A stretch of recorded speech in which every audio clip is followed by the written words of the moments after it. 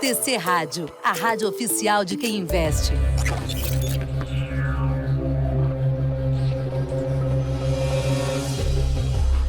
Começa agora os 10 mil deles. O reality cast que faz o seu tempo render. Muito bem, estamos chegando, hein? Muito boa tarde para você que se liga em mais um capítulo vivo deste reality que vai pra Bolsa de Valores, toma umas porradas, mas não deixa se abalar. Levanta a cabeça e vai em frente para levar você mais um capítulo vivo deste reality, então, que vai chegando ao seu 98º episódio. Faltam 2 capítulos pro episódio de número 100 e você é a razão de ser do nosso trabalho. Eu sou Leonardo Levati, quem me acompanha nesta jornada e é o responsável pela nossa estratégia de alocação de recursos é ele, Carlos Castrucci. Salve, Carlos! Bem-vindo, vamos juntos para mais uma. Fala, Léo, vamos lá, né? A semana bem movimentada, não só com dados do exterior, que tinha sido à tona das últimas semanas, mas também com informações aqui vindas do Brasil, né? Que movimentaram bastante o mercado nos últimos dias aí. Exato, ou seja, destaques não vão faltar. Vamos para os principais pontos da edição de hoje. A gente vai falar de muita notícia, muita movimentação. Você vai curtir, por exemplo, as últimas atualizações dos Estados Unidos, desde o relatório do payroll da última sexta-feira até o que há de mais novo para a gente já projetar a reunião do FONC, que é quando? Quarta-feira que vem, dia 15 de junho. O mesmo em relação ao Brasil e com isso o gancho para falarmos dos destaques domésticos. Tem o IPCA de maio, que foi divulgado hoje pelo IBGE e que, olha, ajeita a cozinha de um jeito diferente e faz com que o Copom tenha um novo tempero para decantar a próxima decisão da taxa Selic. Vamos falar também de China. Autoridades de Pequim, que haviam recuado em relação à Covid-0, parecem voltar a endossar esse caso. O minério de ferro tem apanhado um pouco por causa disso e o quarteto de ferro da Bolsa por tabela. A gente fala também das mil e umas reviravoltas da guerra entre russos e ucranianos e dos impactos para as commodities. E a gente passa também, para além de tudo isso, pela Europa, onde o Banco Central do continente passou a trazer passos importantes para a condução da política monetária. Tudo isso e muito mais a partir de agora, neste humilde capítulo que está começando. Este é o podcast Os 10 mil deles. Um reality que faz o seu tempo render. Carteira de notícias. Vamos lá, meus amores, passar pelos principais destaques da semana passada para essa. Mas, Carlos, eu queria começar ouvindo você numa perspectiva de overview. Porque, veja só, na última semana a nossa carteira acabou recuando 4,8%. Nós temos agora R$ 9.710. E o Ibovespa, no mesmo período, caiu, é verdade, mas caiu menos, caiu 2,7%. A gente viu a moeda americana viver um ciclo de estresse, dólar a R$ 4,87, uma alta de 2%, isso da quinta-feira passada até ontem, quarta-feira desta semana. A maior alta foi Meta, alta de 4,3%, e a maior baixa foi Movida, recuo de 13,2%. A gente conversava no episódio passado com uma perspectiva um pouco mais otimista de reação da Bolsa Brasileira e também de uma fotografia de performance melhor da nossa carteira em face ao Ibovespa. Qual que é o balanço que você pode fazer da semana passada para essa? Traz uma leitura geral para a gente, Carlos. Perfeito, Léo. Acho que o primeiro destaque, assim, começando pela disparidade entre a performance da nossa carteira e a performance do Ibovespa, né? Vai de novo com relação à tônica que a gente tem visto nos últimos meses aí, que é o seguinte, né? O que segurou a Bolsa nessa semana foi Petrobras e Vale, né? Se você tira Petrobras e Vale do desempenho da Bolsa nessa semana, se você olha para o restante da composição, você vai ver que a Bolsa acabou sofrendo mais. E por que isso? Porque a gente viu ao longo da semana um certo estresse na curva de juros, que hoje está arrefecendo, né, um pouco, mas a curva de juros de uma forma geral estressou com diversos fatos que a gente vai trazer aqui, e isso acabou impactando significativamente as empresas voltadas para a economia doméstica, né? Então, a gente vê a Movida sem nenhum fato novo caindo 13% em 5 pregões. E essa foi a tônica de muitas empresas voltadas para varejo, construção civil e economia doméstica de uma forma geral, além de algumas small caps, né? Isso ajuda a justificar. E aí, só para fechar aqui, Léo, vale a colocação que eu trouxe no último episódio, que eu falei que a nossa ferramenta, né, de momentum ali, aquela de timing, ela estava indicando que o momento poderia estar melhorando para as empresas voltadas para a economia doméstica, né? A gente estava 100% praticamente alocado em bolsa. Mas eu falei, e aí fica, eu acho que vale mostrar como a ressalva funciona, que não vale a pena para as pessoas se posicionarem baseado nisso, porque eu tenho velocidade para acompanhar a ferramenta e mudar o posicionamento de acordo com o que ela mostra, enquanto as pessoas têm que esperar uma semana, né? Então, se você olhar a carteira do ponto de vista de alocação geral, né, da última semana para essa, enquanto na última semana a gente estava com uma alocação em Brasil de 84% da carteira, agora a gente está com 69%, num período de 5 pregões, entendeu? Então, por isso que eu reforço, quando eu trouxer aqui essas perspectivas de curto prazo, não tenta operar o que eu trago aqui para você, porque pode estar atrasado e você não vai saber quando muda, entendeu? Então, eu trago mais para refletir qual que é a nossa estratégia, mas essa ferramenta ela é muito dinâmica e você precisa acompanhar ela dia após dia para conseguir aplicar esse dinamismo. É uma ferramenta sensível e se você tivesse um trânsito, digamos, diário, passando exatamente o que a ferramenta sugere, aí sim, você diminuiria um certo espasmo até que quem nos ouve pudesse se inspirar no que a ferramenta sugere para operar. Em havendo um encontro semanal aqui no programa, esse cuidado é super importante, é um disclaimer relevante para que você aí do outro lado não pegue exatamente o que está sendo colocado como tendência de curto prazo nas movimentações e fluxos e estenda isso para toda uma semana.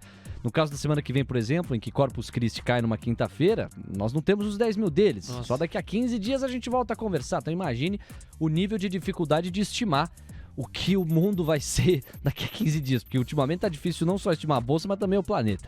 Mas por falar nisso, vamos falar das principais movimentações, fatos da semana. Bom, dá pra gente começar por alguns caminhos. Eu vou preferir pelos Estados Unidos. O que a gente separou para repercutir? Primeiro, os dados do payroll, criação de 390 mil vagas líquidas, bem acima do consenso, que era de 328 mil. O desemprego ficou relativamente estável, 3,6% acima da projeção de 3,5%. A gente tem agora a nova realidade dos treasuries de 10 anos em 3,05%, 3,10%. Está nesse intervalo, nesse range, os títulos da dívida americana têm remunerado em média este valor no último apontamento que nós temos visto. Houve um estresse, portanto, em relação ao rendimento que subiu. Desde o último episódio, o S&P avançou 0,4%, ficando ali no patamar dos 4.100 pontos, e o Nasdaq avançou 0,5%. Se a gente for fazer a fotografia de momento do mercado americano, a gente vai ver que a coisa está bem vermelha. Nasdaq caindo 0,89%, S&P caindo 0,64% e Dow Jones 0,42%. Ou seja, as bolsas americanas estão longe de empolgarem, né, nessa última fotografia que a gente vê. E você faz o comentário, Carlos. Perfeito, Léo. Acho que vale o destaque aqui ainda que, apesar do VIX não estar em 30, né, mas ele está ali em 24, 25 pontos. Então, isso significa que a gente não está num momento de estresse de mercado, mas a gente está num momento de muita volatilidade, né? Então, está muito difícil prever para onde os mercados vão no curto prazo e mesmo no intradiário a gente viu em diversos dias as bolsas, tanto americanas quanto brasileiras, transitando entre terreno negativo e positivo de forma relevante, né? Então, assim, eu acho que o primeiro recado que fica é a volatilidade continua e a incerteza continua. Falando da bolsa americana especificamente, a gente viu que o S&P ele saiu ali dos 3.800 pontos quase para bater mais de 4.100 pontos, né? Então a gente está falando de um rally ali que beirou os 10% num período relativamente curto. Então é natural que a gente veja alguns movimentos de queda e, de novo, o que me preocupa com relação ao S&P, sem considerar o potencial início do ciclo de revisão de lucros das companhias, é o patamar, é o descasamento entre o nível do S&P com os lucros atuais e a taxa de juros que está se colocando nos 10 anos, né? O Treasury de 10 anos. Ou seja, o que eu quero dizer com isso? O múltiplo de S&P hoje, ele está esticado baseado só nos juros, de novo. Porque uma coisa foi assim, a gente viu esse rally do S&P, mas o Treasury caiu quase de 3 para 2,70. Aí fazia sentido. Agora, com o Treasury acima de 3% de novo, o patamar justo do S&P seria na casa dos 3.900 pontos, 3.800 pontos. Então eu já começo a ficar alerta, porque a gente pode ver outra correção no S&P, né? A gente pode ver o S&P transitando aí nessa banda entre 3.800 e 4.100, 4.200, mas tem espaço para cair. Isso pode afetar o Brasil também, então é bom ficar de olho e ficar bem alerta. Isso for em curto prazo, né? Isso não significa que você tem que deixar de se expor à bolsa, principalmente a bolsa brasileira, que tem muita coisa barata. Perfeito, Carlos. Mais um ponto importante. São 3h12 agora, estamos só começando, esquentando os motores aqui em mais um capítulo de Os 10 Mil Deles. esticado o S&P, muito em função dos juros. O Carlos coloca aqui, são pontos de alerta que devem estar no radar de quem monitora as bolsas americanas e sabe que dependemos muito do fluxo do gringo, em especial do americano em relação à bolsa brasileira. Vamos falar de Europa também, Carlos, porque veja só, a gente teve primeiro dados do PIB da zona do euro e houve crescimento notado ali no dia a dia europeu do velho continente, e isso, por mais positivo que possa soar, preocupou as autoridades monetárias, porque você tem um aquecimento econômico já com uma inflação de mais força em 40 anos. E aí você teve decisão do Banco Central Europeu, que basicamente manteve a taxa de juros em 0% e anunciou a elevação de 25 pontos base para a próxima reunião, ainda com potencial de nova elevação em setembro. Então, não seria surpresa fechar ali esse próximo trimestre já encampando 50 pontos base no todo da subida, uma taxa básica de 0,5% ao ano. Comenta um pouquinho, e a gente lembra que a Europa tem mais desafios do ponto de vista da atividade do que Estados Unidos e o próprio Brasil. Você tem um problema de envelhecimento da população, então não é a mesma equação que outros países, né? Léo, assim, aí vai de novo a questão da narrativa e do humor do mercado com relação à leitura dos números, né? Porque se você parar para pensar, assim, vou dar um passo atrás antes, né? Falar do problema europeu. Realmente, a Europa tem um problema estrutural de crescimento, né? Assim, por conta do envelhecimento da população, perda da força de trabalho. A gente sabe que, assim, a composição do PIB, na teoria, são 3 coisas, né? É investimento em capital, é crescimento da força de trabalho e ganho de produtividade. Esses são os 3 pilares que fazem um país crescer ou um continente crescer a longo prazo. Agora, quando você pega um país onde a força de trabalho decresce, você tem que investir em mais capital e ganhar muito mais produtividade para conseguir entregar crescimento, né? Então, é um desafio muito grande, um desafio que o Japão enfrenta há muito tempo e é um desafio que a Europa tem enfrentado, e a tendência demográfica que a gente vê na Europa é que isso tende a piorar ainda mais, né? Então, é um ponto de atenção. Mas aí, voltando pro racional aqui que eu tô falando da leitura de mercado, né, do humor de mercado especificamente, né? Você para pensar, assim, se afasta de tudo, né? Qual que é o maior temor do mercado hoje em dia, né? É a gente passar por um período de estagflação. Então, assim, por mais que crescimento, e vale um destaque, né? Crescimento acima do crescimento potencial é um fator gerador de inflação. O crescimento que não seja exagerado, quando você olha para o problema de estagflação, que é sem crescimento com inflação, teoricamente seria uma notícia boa, concorda? Porque Sim. A gente está falando ali de um problema a menos, né? Tem que equalizar a inflação, mas o crescimento continua ocorrendo mesmo com a inflação acelerada e com o início do processo de retirada de estímulos, de contração monetária. Então, assim, o mercado acaba olhando de forma positiva porque agora ele está muito confuso, né? Ele não sabe o que é bom e o que é ruim, né? Será que crescer é bom ou é ruim?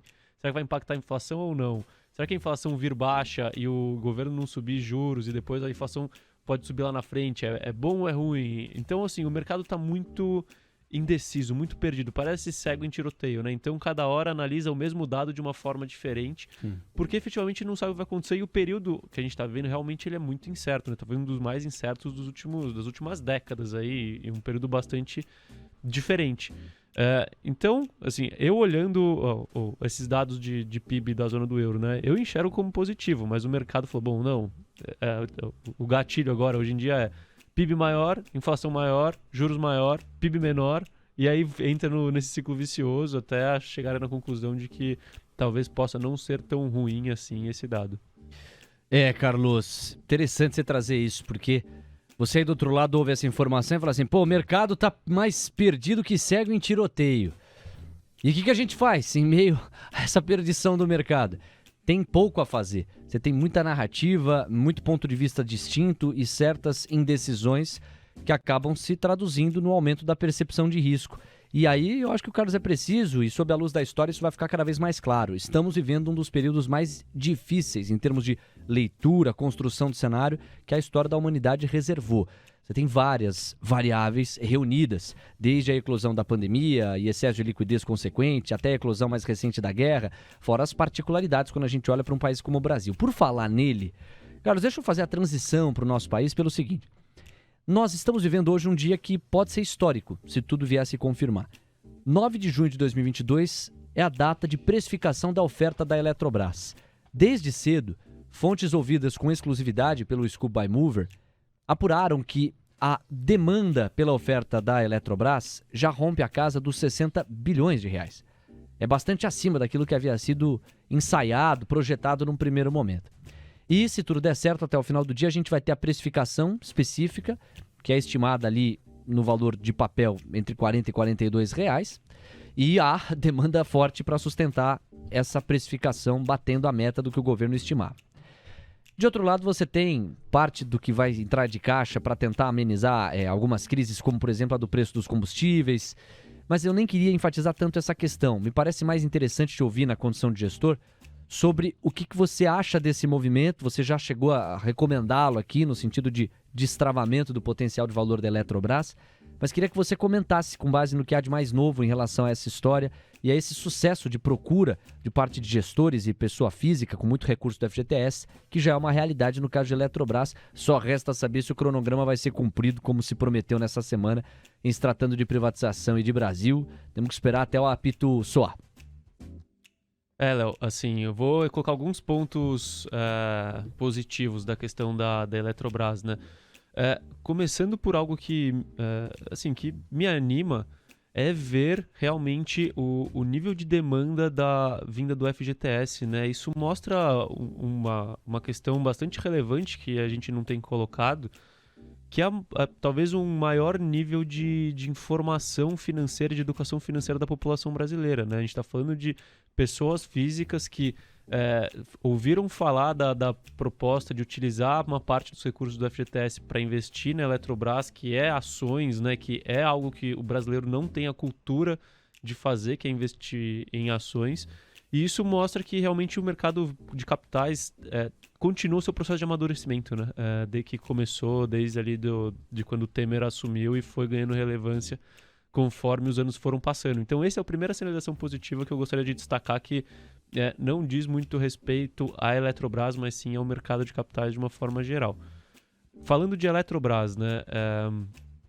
Eu acredito que o primeiro ponto que vale entrou esse dinheiro no caixa da Eletrobras, né? Ou seja, se não acontecer nada até amanhã, até depois de amanhã, pode ter barulho depois, mas não tem volta, entendeu? Então, ocorreu efetivamente a capitalização da Eletrobras, esse processo não tem mais volta, não tem mais como o governo intervir, voltar atrás, pode trocar de governo, pode entrar um governo mais estatizante, né? E assim em diante. Não tem como, assim, ter como tem, vai ter que pagar aquele prêmio que é o dobro do preço de mercado, que 100% de prêmio em cima do valor de mercado das ações, para que a Eletrobras, para que consiga recomprar a Eletrobras. E aí o acionista de Eletrobras sai ganhando. Então, o risco de governança nesse aspecto cai muito, né? E aí, falando da parte financeira, então você está colocando esse risco aí de lado, independente do que acontecer na política. Falando do ponto de vista financeiro, e aí eu recomendo para quem investiu e não leu ainda, ou para quem pretende investir, ou tem vontade de investir em Eletrobras e quer entender mais, lê o relatório do Arlindo, do Matrix, que está na aba de relatórios do TC, que ele fez um relatório super completo sobre a Eletrobras, mostrando onde que pode haver ganho de eficiência, como que vai funcionar essa capitalização, o que muda na estrutura operacional da companhia. Mas, em resumo, assim, eu acredito que vai ter muito barulho, vai ser bem difícil ocorrer esse processo da forma como que precisaria ocorrer. Mas a Eletrobras, se não me engano, ela gasta ali com pessoas mais ou menos 24% da receita, alguma coisa nesse nível ali, acima de 20%, se eu não me engano. A média do setor das empresas privadas é 3%. Nossa. Então, você está falando de um ganho potencial de margem a longo prazo de 20%. Você sabe o que é 20% de ganho de margem? É uma coisa surreal, assim, e é só com ganho de eficiência. Você não precisa investir muito, você não precisa ter CAPEX relevante, né? Investimento em capital, nada. É reorganizar. É só reorganizar e ganhar eficiência, né? Eficiência operacional. E isso, conforme vai ocorrendo, e não vai ocorrer do dia para a noite, vai ser difícil, porque vai ter muito sindicato envolvido, vai ter muita questão envolvida, processo, judicialização, custo para programa de demissão voluntária e assim em diante. Mas a longo prazo vai acontecer. E aí essa captura de margem, fora os outros ganhos, as outras eficiências operacionais que a Eletrobras tende a capturar ao longo do tempo, tudo isso somado, aumentando a capacidade da empresa de investir em novos negócios, né? A empresa, para quem não sabe, ela é um monstro, né? Ela é a maior empresa de energia do país. Ela tem mais do que 20% da geração de energia brasileira, se eu não me engano. Acho que por volta de, também, números grandes, assim, acho que 40% da transmissão, das redes de transmissão. Então, assim, é muita coisa, tem muito potencial aí pela frente. Eu acho que é uma empresa, eu não invisto nela ainda, tá? Mas é outra coisa, assim. Uma coisa é a Eletrobras na mão do governo, outra coisa é a Eletrobras e o potencial que ela tem fora da mão do governo. Para resumir, essa oferta que privatiza a Eletrobras deve ser a segunda maior do ano no mundo. Olha o volume de capital com que a gente está lidando. Olha o valor com que a gente está tendo que manejar.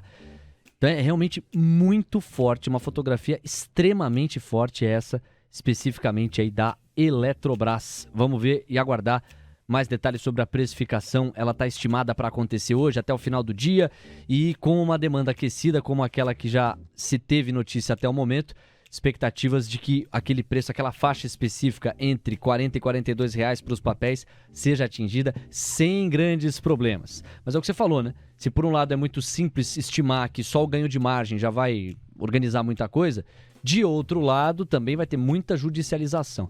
E aproveitando, temos aqui o DDD, o glorioso DDD 11, é o Osmarito, perguntando o que é exatamente um programa voluntário de demissão e quais vantagens ele pode trazer para uma empresa.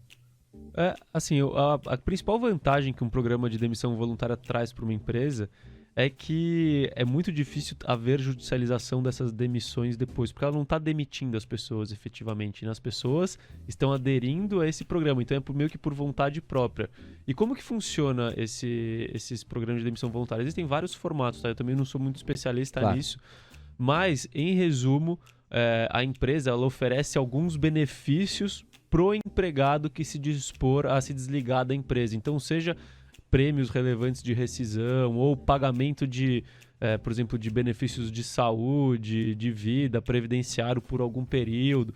Aí vai depender do como a empresa vai formular. Mas, em resumo, assim, a ideia é você oferecer condições atrativas para os empregados aderirem ao programa de demissão voluntária, saírem do quadro, mas ganhando alguma coisa em troca. Ou seja, pensando no modelo clássico do CLT, se o empregador demite o empregado, existe uma multa em cima do FGTS, por exemplo, de 40%. Possivelmente nesse programa de demissão voluntária, algum tipo de benefício em cima do FGTS, para arriscar aqui uma hipótese, também deve haver, né, para deixar atraente o desligamento, para quem pode endossar isso. Eu imagino que sim. Aí, de novo, eu não sei direito especificamente como que vai funcionar o programa, mas provavelmente ele deve ser mais atrativo do que ser demitido pela empresa, entendeu? Vale mais a pena aderir ao programa, ou seja, financeiramente, do que você ser demitido pela empresa. Só que sendo demitido, a empresa corre risco de judicialização depois, assim em diante. Agora, quando a pessoa adere ao programa de demissão voluntária, aí esse risco ele é mitigado. Provavelmente devem ser assinados alguns acordos de não judicialização e coisas do gênero em troca dessa bonificação financeira. O que a gente prometeu aqui? Um mergulho um pouquinho maior na privatização da Eletrobras. Então vamos aos fatos e o que está na mesa até aqui. O governo brasileiro está perto de abrir mão do controle da Eletrobras por meio de uma oferta de ações que pode levantar até 34 bilhões de reais e figurar como a maior privatização do país em mais de 2 décadas. A Eletrobras está emitindo papéis novos, enquanto o BNDES, o acionista vendedor, vai ofertar ações existentes em uma transação cujo preço será definido após o fechamento dos mercados nessa quinta-feira. Em uma rara vitória entre as promessas de privatizações do presidente Jair Bolsonaro, os recursos provavelmente serão usados para financiar subsídios e outras medidas de alívio antes das eleições de outubro, para as quais o Bolsonaro precisa erguer uma fotografia melhor de situação econômica do país. A participação do governo vai ser diluída para abaixo de 50% do capital votante após a venda. A oferta pode movimentar, como antecipamos, até 34 bi de reais, com base no fechamento do dia 8 de junho e considerando que o lote suplementar seja colocado integralmente, emergindo como a segunda maior oferta de ações ao redor do mundo no ano. A privatização da Eletrobras reforça o plano do ministro da Economia, Paulo Guedes, de reduzir o tamanho do Estado. Também chega em um momento em que Bolsonaro, atrás do presidente Lula nas pesquisas para a corrida presidencial, precisa tranquilizar os investidores que questionam o seu compromisso com a agenda liberal e, ao mesmo tempo, aumentar a sua popularidade entre os brasileiros que o culpam pela alta inflação no país.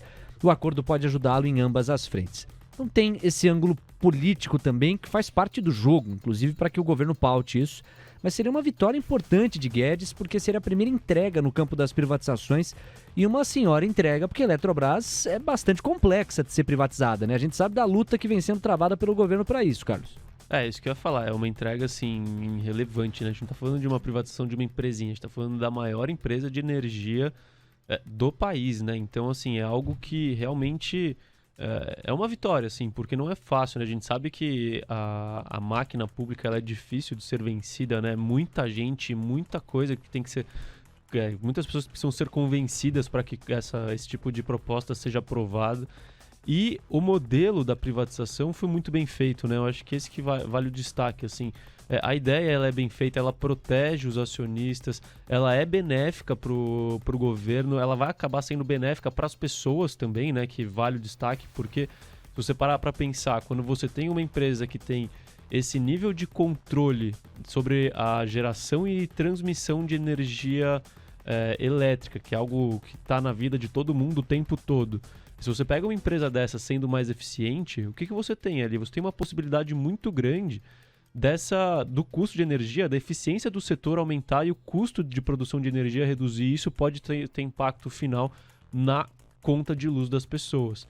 Além disso, a gente está falando de um governo que vai ser, apesar de ter perdido o controle da companhia, a participação no capital da companhia não vai ser tão reduzida. E a companhia tende a ficar mais eficiente e gerar mais lucro. O que isso significa? Que a longo prazo, o governo vai ter uma receita maior com dividendos de Eletrobras do que ela tinha, mesmo tendo com uma parcela maior de uma Eletrobras menos eficiente hoje, entendeu? E esses dividendos aí vai, claro, da qualidade do governo e da disposição do governo em transformar isso em benefícios para a população. Mas entendo mas assim, o mais importante é que a privatização da Eletrobras em si, ela dá ao governo a longo prazo mais munição e mais dinheiro para atuar no ponto de vista social, né? Para trazer mais benefícios para a sociedade. Se vai usar ou não esse dinheiro para isso é outra história, mas que tem a possibilidade, tem a possibilidade. Então eu acredito que a privatização ela foi boa para todos os lados. A gente é boa para os investidores, boa para o consumidor e boa para o governo, que vai ter uma renda maior com dividendos que podem ser convertidos para a população a longo prazo. E, por último, entra dinheiro no caixa do governo agora, que dá um certo desafogo para o governo para conseguir usar, ou mesmo reduzir o seu prejuízo, ou o seu déficit, né? Ou aumentar, ou conseguir transformar esse dinheiro em algum tipo de benefício para a sociedade, como é o caso que tem sido especulado de subsídio de combustível e assim em diante. Vamos colocar mais alguns números na parada. A cobertura especial da TC Rádio, de os 10 mil deles também, dessa precificação da oferta da Eletrobras. Eu agradeço às quase 90 pessoas que já estão simultaneamente aqui no YouTube. Não deixe de deixar o seu like e também a participação no nosso WhatsApp. Pessoal, olha só como os números falam por si. A definição do preço ocorre hoje, já falamos disso. A ideia é movimentar algo em torno de 34 a 35 bilhões. Na véspera, eu cheguei a antecipar essa informação, a companhia tinha demanda de sobra para efetivar a operação. As reservas, que à tarde de ontem estavam em 53,5 bilhões de reais, a estimativa originária de 34 a 35, no fim do dia de ontem, se aproximavam de 60 bilhões de reais, segundo fontes ouvidas pelo School by Mover, também pelo jornal Valor Econômico. A oferta faz parte do processo de privatização da elétrica. Agora eu quero chamar a atenção para vocês, ou de vocês, para esse número. Se vender todos os papéis previstos, a União e o Banco Nacional de Desenvolvimento Econômico e Social, chamado BNDES, vão passar dos atuais 60% para 32,96% do capital da Eletrobras pós-oferta. E aí pode parecer contraintuitivo no primeiro momento o que o Carlos sugere aqui. Assim, poxa, como é que ela vai ter mais dividendo tendo 33% do capital da Eletrobras se hoje ela tem 60%? É porque toda a desidratação da participação do governo na Eletrobras tende a ser compensada com o ganho de eficiência que, ao longo dos próximos meses e anos, a Eletrobras tende a ganhar. E aí o que vai ser gerado de dividendo em cima dos 33% da participação do governo tende a superar o que era gerado de dividendo quando o governo detinha 60% dessas ações ou dos recursos de capital, especificamente da Eletrobras. Eu acho bastante interessante sublinhar essa informação do Carlos. E tem um segundo ponto. Somente a demanda via FGTS, o Fundo de Garantia do Tempo de Serviço, que basicamente é um recado do Estado de que o brasileiro não sabe poupar, né? Não, eu, Estado, seguro o seu dinheiro. Você não tem condição de organizar a sua vida sem mim. Então eu vou lá, seguro este dinheiro. Se você for demitido, você ganha até uma multa em cima e retira. Se não, ele vai ficar aqui comigo rendendo 3% ao ano. Assim, é claro que tem o ângulo de uma poupança que o Estado também vai conseguir fazer, um destino dos recursos que é importante para o colchão do Estado, mas no limite, sob a ótica individual, é o enfraquecimento do cidadão que não tem acesso a recursos que são deles por direito, ou são dele por direito, só num determinado momento ou sob algumas condições específicas. Mas veja como chama a atenção que de todos esses bilhões colocados, 60 bilhões, 7,5 bilhões de reais são provenientes do FGTS. E isso complementa muito bem aquele teu primeiro racional, Carlos, logo de sair daqui, quando você sugere que a educação financeira ela está avançando, as pessoas estão pelo menos parando para pensar um pouco mais. Muita gente deve ter ido num efeito manada, mas muita gente também deve ter pensado, pô, pera lá, os papéis rendem 3%, os recursos rendem 3% ao ano, em média, no FGTS, e eu tenho a oportunidade de colocar numa empresa que tende a destravar valor. Eu quero saber como é que eu faço isso. E o que eu encontrei de gente que deixou pra última hora e não fez, e tá com aquela dor de puta, eu deveria ter feito, também não tá escrito, velho. Então assim, tem muita gente que aproveitou essa onda e que tentou surfá-la. E muita gente que surfou efetivamente. Sabe qual que era a limitação dos recursos em bilhões de reais, no caso do FGTS? O governo estimou colocar até 6 bilhões de reais provenientes do FGTS na oferta. Já vieram 7,5 bilhões. Isso, inclusive, sinaliza que deve haver rateio entre os investidores, porque você teve mais demanda do que aquela prevista no caso do FGTS. Os trabalhadores podiam destinar parte dos recursos para o fundo de privatização da Eletrobras até ontem, meio-dia. Quem fez, fez. Quem não fez, fica olhando. Mas eu também quero trazer o ângulo dos riscos, Carlos. Qual é o risco maior que você estima? Porque, como diria Nelson Rodrigues, toda unanimidade é burra. Então, assim, parece muito consensual, e aí não é unanimidade, mas muito consensual que a Eletrobras tem uma simetria muito mais para ganhar valor e remunerar melhor quem aportou na privatização do que o contrário, sobretudo considerando que você tem que ficar um ano esperando para tentar tocar no dinheiro, e quem tem, então, perspectiva de médio prazo, esse coloca o pé para cima e fica mais tranquilo. Mas existem, para alguns atores de mercado, alguns riscos envolvidos também, em geral associados a ruído político e etc. Como é que você enxerga isso? Léo, dá pra gente pontuar alguns riscos que com certeza estarão presentes, né? O primeiro é justamente a questão de ruído, né? Isso não necessariamente impacta no valor da companhia, mas impacta o preço da companhia, né? Então, vamos supor que a gente tem um Lula ganhando a eleição, aí ele pega no discurso de posse e fala: eu vou desfazer tudo que o governo fez, eu vou estatizar a Eletrobras de novo. Cara, rapidinho, tá? Porque ele já falou isso, já foi um dos pontos divulgados pelo seu plano econômico. Nós entrevistamos um jurista ao longo dessa semana aqui na TC Rádio, que disse que do ponto de vista jurídico, possível é. Basta que o governo endosse recomprar vários dos papéis que ele desembarcou. Só que aí que entra o capital político que um movimento desse exigiria, porque é uma baita bucha. E os recursos, se valeria... Os recursos são escassos, as demandas são infinitas. Você vai ter que escolher. Quer dizer, será que interessa para um governo Lula primeiro comprar essa briga com o mercado, que há de punir em risco fiscal, é quase que chamar para uma briga o mercado. Vale a pena politicamente isso? Segundo, vale a pena pegar vários dos recursos de caixa e dos cofres públicos e canalizar para recuperar uma eventual posse da Eletrobras? E em terceiro ponto, para eu te devolver a bola, eu sei que você vai arrematar. Cara, um ano congeladinho ali com o fundo parado. Muita coisa deve ser tentada e deve ser feita na Eletrobras ao longo dos próximos 12 meses, depois da precificação de hoje. Faz parte. Não é só recomprar, né? É recomprar e ter que reestruturar tudo. Assim, me parece um movimento que pode ser possível, mas é improvável.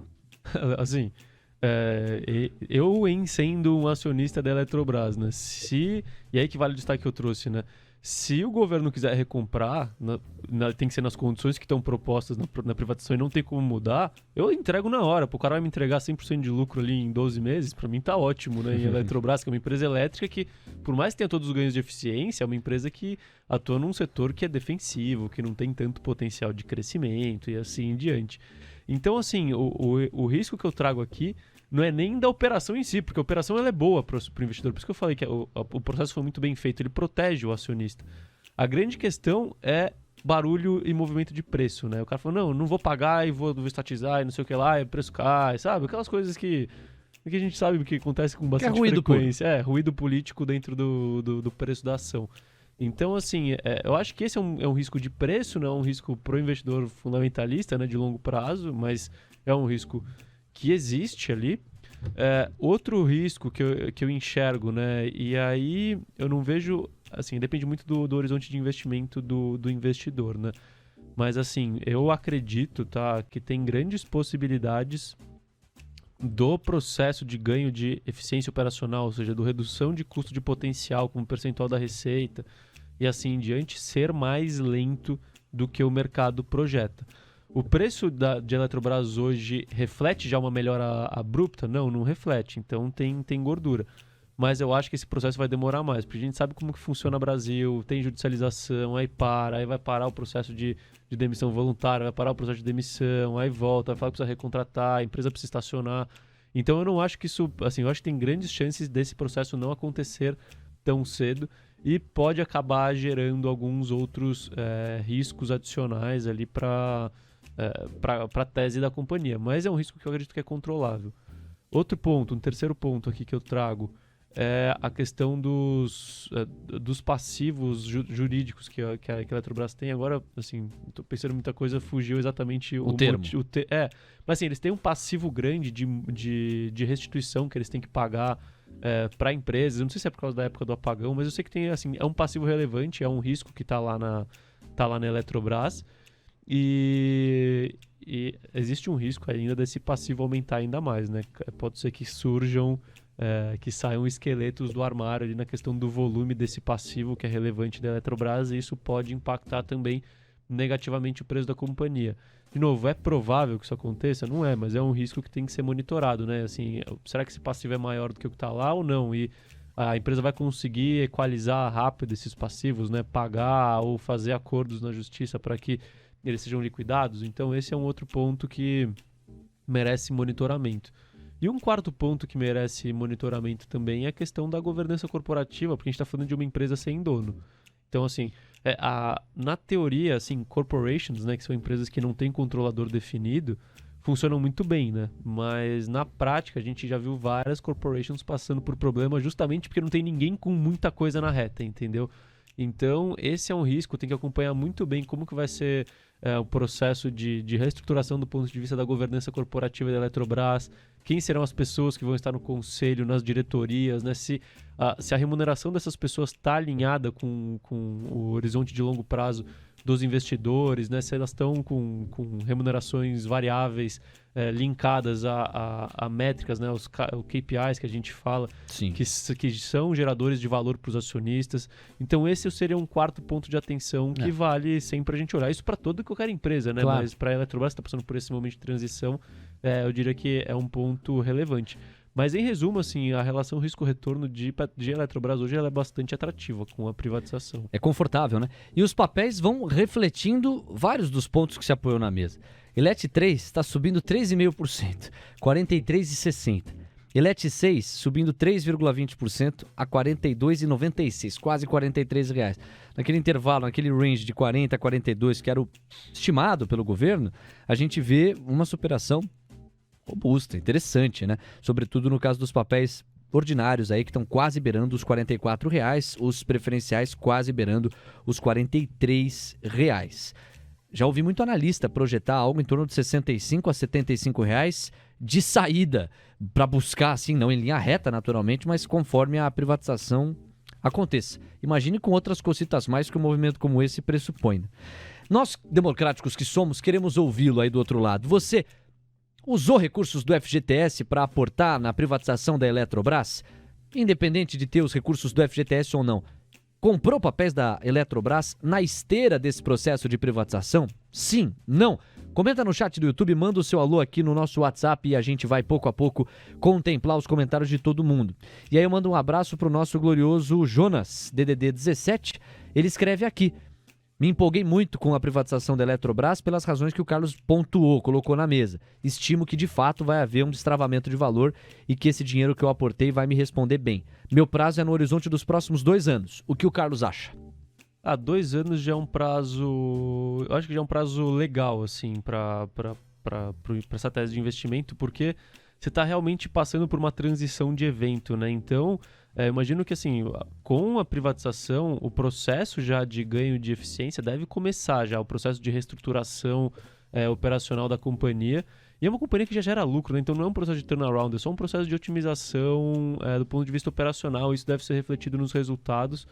Então eu acho que é um horizonte legal. E quanto mais tempo carregar, eu acho que é melhor, né? Claro que isso se o preço não bater R$100 ali nos próximos 6 a 12 meses, né? Mas estando no preço atual e trilhando ali um caminho natural de aumento de preço, eu acho que o horizonte de 2 anos é suficiente, assim.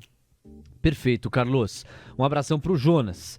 Aí, ó, a gente já tem aqui, ó, o André Teixeira.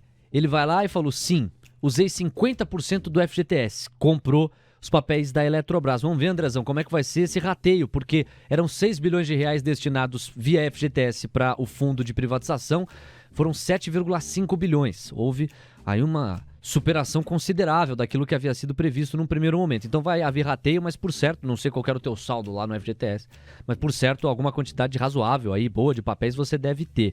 O Thiago Santos, 50% comprado no longo prazo. Tá aqui o Thiagão interagindo com a gente no chat do YouTube. O Sniper, olha o Sniper, ele criticando o governo aqui, né? Não, se o governo incentivou, independente do governo, se o governo incentivou, achei melhor ficar de fora. O que o governo sugere de eu fazer, lembra muito aquela imagem, né? Assim, os caras me deram uma muleta, pô, eu sou grato ao governo. Mas eles também quebraram sua perna, né? Você tem que fazer aí a ordem dos fatores.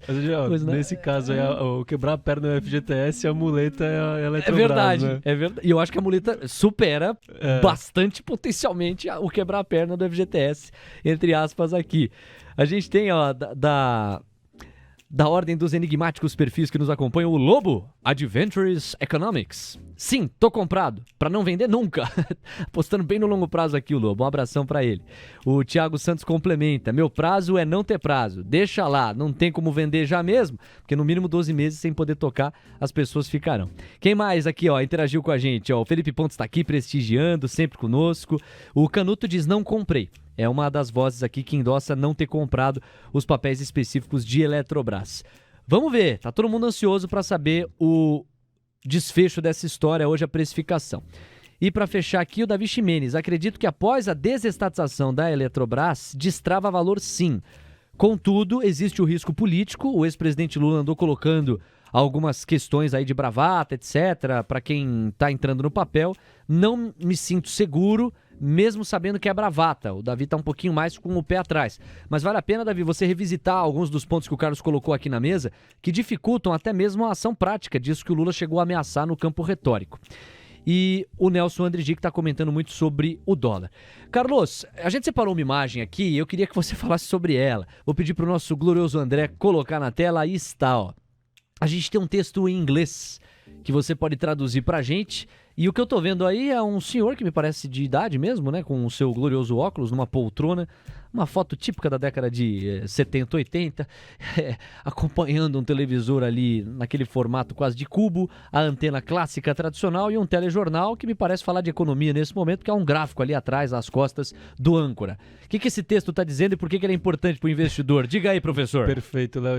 Inclusive eu já falei sobre essa charge aqui uma vez no programa, faz um tempo já. Você matou a cobra e não mostrou o pau, né? Mas, que eu não mostrei, agora eu trouxe, que é justamente... E essa charge, ela tá em um dos livros do Howard Marks, né, sobre ciclos. Olha lá. E ele usou, aí por isso que eu achei fácil aqui, te mandei inclusive, porque ele usou no último memorando que ele escreveu, né, de novo ele usou a charge. E essa charge é muito legal para entender justamente a questão que a gente tava comentando no começo do episódio, do humor do mercado, né, e como ele lê a mesma informação de formas distintas, né? Então eu vou tentar ler aqui e... Vamos traduzindo. E traduzir em real time aqui, ó. Ô, louco. Ó, tradução simultânea pra galera. Então eu vou junto com você aqui tabelando. Vai lá. Bom, vamos lá. Hoje em Wall Street, as notícias de menor interesse, né? De taxas de juros mais baixas levaram o mercado de ações para cima, né? Então, notícia de juros mais baixos levaram o mercado de ações para cima, mas aí a expectativa de que essas taxas de juros mais baixas pudessem ser inflacionárias levaram os mercados para baixo. Até que o mercado realizou, que as pessoas se perceberam que taxas de juros mais baixas podem estimular a economia que está desacelerando e levar os mercados para cima. Deixa eu só ver aqui que é o último, preciso ler um pouquinho mais para... Você parou no before ali, né? Tá. Então, Antes de ter caído em função do medo? Então, ó, vou retomar aqui da última parte, tá, né? Então, vou pegar do começo, vai, para facilitar. Então, ó, em Wall Street hoje, as notícias de taxas de juros mais baixas levaram o mercado de ações para cima. Mas aí, a expectativa de que essas taxas baixas pudessem ser inflacionárias levaram os mercados para baixo, até que as pessoas perceberam que taxas de juros mais baixas podem estimular a economia que está fraca, e isso levou os mercados para cima de novo. Antes, porém, o mercado foi para baixo com medo de que uma economia superaquecida pudesse levar a um novo aumento de taxa de juros. Uma imposição de aumento de juros. Olha só como é... Não, vem cá, pode dar um nó na cabeça, mas ele é momentâneo. Se você parar, decantar e digerir, a coisa fica fácil. São as idas e vindas de um mercado que tenta ler e projetar um cenário futuro e a Charge condensa bem o enigmático exercício que é esse em alguns contextos. Então, se de um lado você tem taxas de juros mais baixas e isso tende a contagiar os mercados, estimular o investidor a tomar risco e ir para os mercados, de outro lado, o mercado passa a desconfiar que taxas mais baixas podem trazer inflação, então isso vai ser ruim, aí o mercado cai, e aí depois volta, é como um pêndulo, né? Mas por outro lado, de repente, o combate à inflação... Você vê que é um vai em volta que basicamente faz com que o mercado ande muito lateralizado e superestime os movimentos para cima ou para baixo. Acho que condensa bem parte do momento que a gente está vivendo, né, Carlos? Então, acho que assim, condensa de forma quase que perfeita o desempenho dos mercados nos últimos períodos. Exatamente isso, né? Então, a notícia de um crescimento é positivo porque está crescendo, mas aí, de repente ela é negativa porque ela é inflacionária. E a inflação pode levar a juros mais altos e isso pode derrubar o mercado. Mas aí, lembram que juros mais altos que podem ocorrer vão diminuir a inflação, e diminuindo a inflação isso vai fazer com que, o mercado volte a subir, e assim a gente fica nesse ciclo vicioso, né? Ou seja, para a mesma informação a gente pode, esse que é o resumo, o mercado ele pode tentar digerir essa informação, interpretar essa informação de diversas vezes e pode justificar uma alta ou uma baixa do mercado, com uma inflação para cima ou para baixo, com crescimento para cima ou para baixo, com juro para cima ou juro para baixo, né? Então tudo depende de como está o humor do mercado naquele momento. Bastante ilustrativo e didático. A gente tem aqui, ó, o Alan Kempis. Comprei muito em fevereiro passado. Olha o Alan, meu. Meteu... Tá ganhando dinheiro aí. Opa! Porque você lembra o patamar do papel? Devia estar o quê? Uns 20 cacetada, então, 28, eu não 30? sei se estava nos 29, 30, eu já estava nos 33, 36, 5, mas... Qualquer que seja a fotografia, né? Não estava em 40 e pouco. Exato, ótimo resumo. Quem mais tá aqui, ó? O Lobo se empolgou aqui e falou, vamos tomar o controle da cadeira elétrica. Ei, Lobo. O Thiago Moraes, sim, meti 50% do FGTS, mão cheia, porque a história de Petrobras mostra isto. Sei aplicar meu dinheiro melhor do que o governo. Provoca aqui o Thiago. O Beto, esse investimento é longo prazo. Talvez para os bisnetos com algum retorno bastante expressivo lá. O Beto, assim, de um lado, ele sugere talvez um certo pessimismo, Beto. Não sei se eu estou interpretando adequadamente a tua escrita aqui, no sentido de que vai demorar para retornar. Mas, de outro lado, ele pode também estar revelando um baita olhar de longo prazista aqui, né? Como quem diz, não tem como dar errado se você colocar no horizonte mais amplo, porque, por definição, vai renovar aí patamares de valor, e o destravamento é iminente. Galera movimentou bastante aqui em relação à Eletrobras. Tem uma pergunta, que na verdade é uma especulação, tá, Carlos? Tá. Magalu tem apanhado bastante. Na semana, chegou a flertar com 11, 12, 13% de queda no acumulado. Via, que é do mesmo segmento, do mesmo tabuleiro, não está endossando a mesma direção, pelo menos na mesma intensidade. Via também na semana, tem um acumulado aí de 2 a 3% de recuo. Poxa, é recuo, mas não tem nada a ver com a proporção com que está rolando o movimento de Magalu. E aí tem duas teorias que estão no mercado, como você é um cara que aporta em Via, muita gente quer te ouvir a respeito. Uma das teorias é de que Magalu apoiou muito menos do que Via ao longo dos últimos anos, os últimos 2 anos. Então Via foi muito mais sangrada, é natural que Magalu seja bastante sangrada numa intensidade ainda maior do que Via. Essa é uma leitura. Mas tem uma outra, que é do campo especulativo, de que alguém poderia estar sabendo de alguma coisa, e por isso que a proporção de queda de Via não se assemelha à de Magalu e à do varejo como um todo nessa semana, para uma eventual aquisição, etc e tal. Então, eu sei que informação você não tem, mas eu queria saber se você entende que faz sentido esse tipo de leitura, esse tipo de raio-x de panorama, porque de fato a queda de Via está muito mais tímida do que de Magalu e de pares do setor. Perfeito, Léo, vamos lá. Vou começar pela primeira leitura, né? O que fez a Magalu valer 200 bilhões, enquanto a Via no auge valia 20? Perspectiva de crescimento muito acima de Via, tá? Se você olha balanço de Via e de Magalu hoje, as duas entregam o mesmo patamar de receita, mesmo patamar de margem, inclusive o resultado de Via tem sido um pouco melhor do que o resultado de Magalu. Então, teoricamente, se você tirar a perspectiva de crescimento, é o que a gente está vendo agora desse pessimismo, as duas empresas deveriam valer a mesma coisa. Só que Magalu ainda vale 20 bilhões, enquanto Via vale 5, né? Então, assim, isso eu acredito que ajuda muito a justificar essa queda mais acentuada de Magalu com relação à Via. Eu tô falando que Magalu tá cara 20? Não necessariamente, tá? Eu tô falando que comparativamente a Via ainda tá muito mais barata do que Magalu, mesmo com Magalu tendo caído 90% das máximas, enquanto a Via caiu, acho que 80 ou 70 e qualquer coisa por cento das máximas, tá? Esse é o primeiro ponto. Falando da segunda questão, né? Que é uma especulação. É uma especulação, assim, claro que quando você pega uma empresa do tamanho da Via, que fatura mais de 30 bilhões de reais, com uma capilaridade logística gigantesca, exposta ao Brasil inteiro, né, de todas as regiões, negociando a 5 bilhões de reais, ou seja, $1 bilhão, né? Você fala, bom, isso aqui é claramente um alvo de aquisição. Agora, o que me leva para outro ponto, assim, de será que vai ter aquisição quem adquiriria a Via, né? Quem teria o apetite para adquirir a Via? Assim, o Ert lhe sugere aqui no chat a Amazon. Não, esquece. Você acha que não? Esquece. Esquece porque a Amazon... Você acha que a Amazon vai querer ter... Assim, ela é toda soft, né? Toda a estrutura que eu falei que é um ativo para a Via e para empresas brasileiras, ela seria um passivo para a Amazon. Imagina a Amazon do dia para noite ter que operar lojas no Brasil inteiro com esse puta passivo trabalhista, que ele já não tem esse know-how, não tem saco para correr esse tipo de risco, né? Bem lembrado. Então, assim, não, a Amazon... Assim, acho improvável. Posso queimar a minha língua, né? Mas não acredito em Amazon, não acredito em Mercado Livre. Magalu mesmo, eu acho que nem o CAD aceitaria, porque ficaria com uma participação de mercado muito grande em eletrodomésticos, né, em linha branca.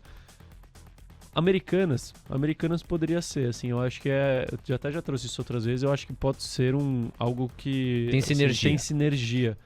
Agora sim, poderia ser um comprador que a gente não tá, que não óbvio, né? Então, em vez de ser uma empresa de varejo, poderia ser simplesmente um empresário querendo entrar na operação de varejo e falou, cara, eu quero levar Via nesse preço, né? O cara da van, por exemplo, sabe?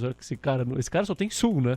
Ele não tem sudeste e norte e nordeste. Então, será que uma van que tem capital fechado, que eu não sei como estão os resultados hoje, mas até quando estava naquela especulação do IPO tinha resultados positivos, não pode vir e comprar uma Via? Pode ser, mas assim, é tudo especulação. Eu torço para que alguém saiba desse negócio mesmo e que aconteça, porque aconteça a proposta, né, para estimular os preços, mas efetivamente eu não sei de nada, assim. É possível que aconteça, né, ainda mais nesses preços, mas não é tão óbvio. Tem que ver quem que estaria disposto a levar a operação de Via hoje. Mas acho que você deu um panorama interessante.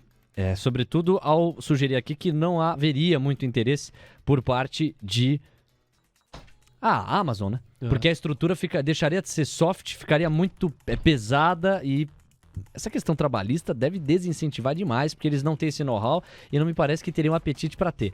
Mas nós vamos colocar na tela agora quem você sugeriu como uma das possibilidades na agilidade do maestro André aqui. Será que este homem que nós vamos exibir agora para vocês teria interesse em adquirir toda a rede de Via Varejo? Porque o Sul tá na mão desse homem aí. Será que ele vai para outros cantos aí? Combina, né? com este glorioso figurino aí, ó. As cores verde, amarela e branca que marcam o Luciano Hang, que está à frente da van. Será que ele teria interesse em Via? É mera especulação, mas que de fato chama a atenção. O próprio Beida cantou isso aqui mais cedo hoje. É mesmo? Ele falou, dá uma olhada em Via, tá estranho o que tá acontecendo em Via. Porque Magalu tá apanhando muito. Tá. Vou até pegar aqui, ó, informação de momento aqui, ó, quente, pra você que tá nos acompanhando. Via tá caindo 1,3%, Magalu tá caindo 4%. Via tá em R$ 2,97, Magalu em R$ 3,11. E se você fizer a leitura da queda semanal, aí o abismo fica maior ainda. E vale um último destaque aqui, que pode ser também um dos motivos, tá?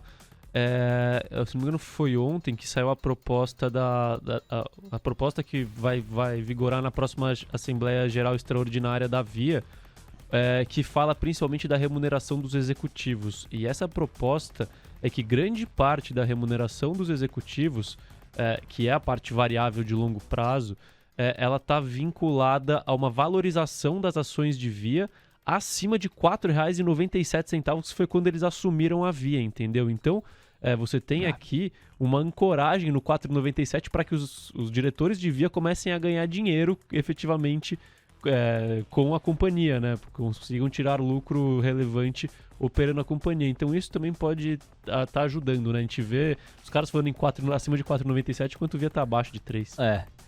O nosso tempo tá esgotado, mas o chat do YouTube não cansa de me surpreender. Você tem aqui o Ertli. Tá bom, se a Amazon não comprar, eu compro. Pronto, resolvi, tá aí o Ertli. E o Felipe Pontes, que é um poeta, escreve assim: o Luciano Hang, se assumisse a Via, traria o Baianinho de volta, aquele menino ícone, que de fato, né, ele se vendia, né, como um menino da Bahia, Sim. etc, usava o chapéu característico ali, e ele falou assim, a derrocada da Via aconteceu quando mudaram o nome e a imagem, Virou um raiz pela Nutella. Sacanagem. Exatamente. Tá aí, Casas Bahia, né? Era o símbolo da Casas Bahia. E ficava no jargão, o baianinho da Casas Bahia. Aquele ícone, aquele símbolo da Casas Bahia que foi todo modernizado. O Pontos não gostou. O Pontos quer voltar às raízes aqui. Tá bom, hein, Pontos? Consultor do Luciano Hang, possivelmente, aqui, o nosso Felipe Pontes. Um abração pra ele. Um dos caras que mais prestigiam os 10 mil deles.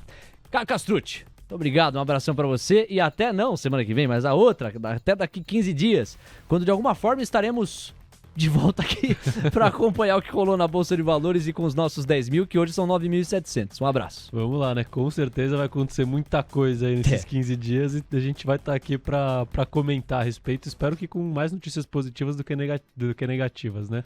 Mas de qualquer forma estaremos aí. Até daqui a 15 dias e um abraço. Valeu, pessoal. Obrigado por prestigiarem o nosso programa. É só seguir na TC Rádio. Vem aí o Expresso da Tarde com Diego Kerber, Mariana Galvão, Beatriz Langella, toda a equipe somando forças para continuar a cobertura do pregão. Saúde, juízo. Até mais. Tchau. Ei, Luciano. Hoje rendeu, hein? Semana que vem tem mais, os 10 mil deles. Disclaimer. As opiniões dadas pelo gestor de recursos Carlos Castrucci sobre empresas de capital aberto e demais ativos financeiros investidos por ele podem configurar conflito de interesse com você, ouvinte. Deste modo, reflita sobre a precisão e a validade dessas opiniões a partir dos seus próprios critérios. Além disso, qualquer comentário sobre investimentos reflete única e exclusivamente a opinião do Carlos. Não se trata de qualquer recomendação de investimento. Ressaltamos ainda que a participação dele não tem como objetivo a venda dos serviços da Roa Asset Management, empresa da qual é sócio e por onde realiza os investimentos dos R$10 mil iniciais do projeto. O investimento destes recursos vem sendo realizado pelo Carlos da mesma forma como são investidos os recursos dos clientes da Roa. O projeto Os 10 Mil deles persegue as melhores práticas mundiais para o mercado financeiro na atuação de Carlos como gestor de recursos. Assim, ele não vai comunicar alterações na estratégia de investimentos antes de executá-las para os próprios clientes.